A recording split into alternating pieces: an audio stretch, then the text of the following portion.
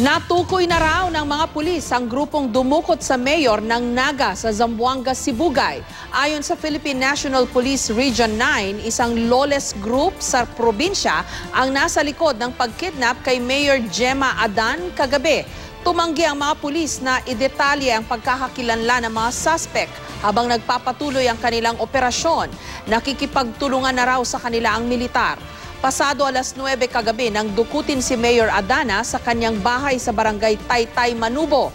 Puwersahan di umano siyang isinakay ng 6 na armadong lalaki sa isang pump boat. Nakasuot daw ng bonnet at may dalang matataas na kalibre ng baril ang mga lalaki. Hanggang ngayon, wala pa raw tawag na natatanggap ang pamilya Adana mula sa mga dumukot sa alkalde. Politika ang isa sa matinitingnang motibo ng mga pulis. Tinitingnan naman po nila lahat ng anggulo. Ang importante at this point ay matukoy nila kung sino man yung mga responsable. According to him, meron na sila mga suspects. Although at this time, hindi natin mailalahad. Pero ang maipapangako po nila sa atin ay tuloy-tuloy natin itong tatrabahuhin.